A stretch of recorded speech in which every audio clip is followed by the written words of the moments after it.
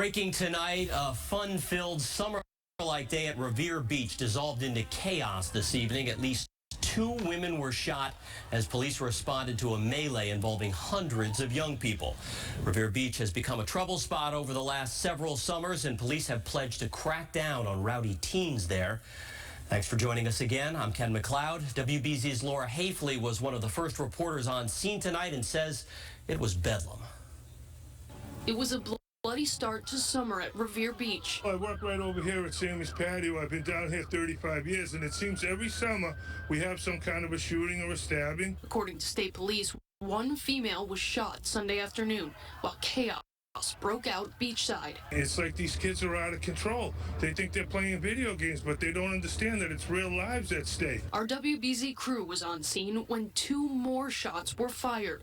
Police confirmed a second female was hit by those bullets. Both gunshot victims were taken to a nearby hospital, but the chaos continued. It's not surprising, and you know, they have a nice police presence here, but it doesn't even deter these kids. Groups of young people fighting relentlessly along Revere Beach Boulevard while police struggled to control the crowds. Neighbors say law enforcement was outnumbered.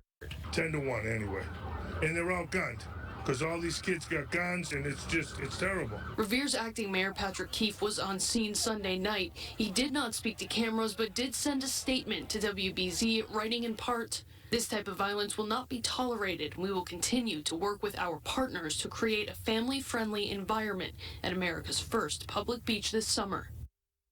That was WBZ's Laura Hafley reporting. Police will remain in the area well into the overnight hours, but it's unclear at this point if a curfew will be implemented there. Stay with WBZ and CBS News Boston for the latest on this breaking story. Don't forget to download the free WBZ News app and turn on your push notifications so you don't miss any important updates.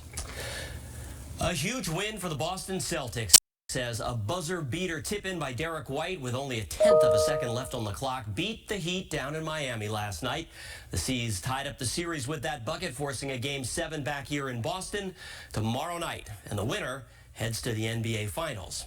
Tonight, an artist is celebrating the Celtics with murals. He created an eye-catching tribute to Jason Tatum after the 76ers series and went back to work this week. WBZ photojournalist Mike Townsend followed Miguel Cruz in Cambridge as he honored what he calls chemistry on the court.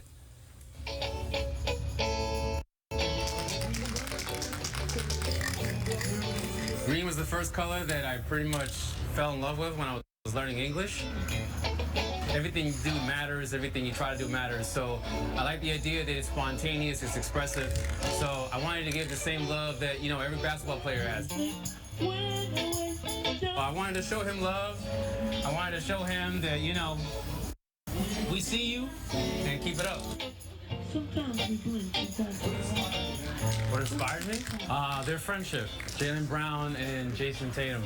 I really find that it's hard in the industry to find people you can trust and be open with, and their chemistry really seems genuine and authentic, and I like that because, you know, like they say with anybody, alone you're, you know, a force to be reckoned with, but in pairs of twos it's an unstoppable combo. Yes, sir. I've been painting with spray paint for the past 10 years, so any opportunity I get to paint, I'm kind of all over. My friend Miguel over here invited me to do this, and I'm always down to collaborate with friends and kind of just have a day about it. Go Celtics! We will have much more on how the Celtics are getting ready for tomorrow's big game on WBZ News at 11 over on Channel 4. A statue was unveiled today to honor a Civil War veteran from Dedham, William B. Gould. The statue sits in a park that was named for him back in September of 2011. The Massachusetts 54th Regiment also attended today's ceremony, marking 100 years since Gould's death. And there is a powerful scene in Boston this Memorial Day weekend. On Wednesday, volunteers placed more than 37,000 American flags on the Common. Each one represents a service member from Massachusetts who died defending our freedom, dating back to the Revolutionary War. Since 2010, hundreds have made this event happen, and this year's display will remain on the Common through tomorrow. Now to some news about your health. When it comes to managing blood sugar levels, people with type 2 diabetes might want to start exercising in the afternoon. Researchers from Brigham and Women's Hospital and Harvard Medical School looked at data from more than 2,400 people diagnosed with type 2 diabetes. They found that people who did moderate to vigorous physical activity in the afternoon had the greatest reduction in blood sugar levels. Well, if you want to skip the roads tomorrow, here's a reminder. The T's Cape Cod Flyer is back in service, returning for its 10th season.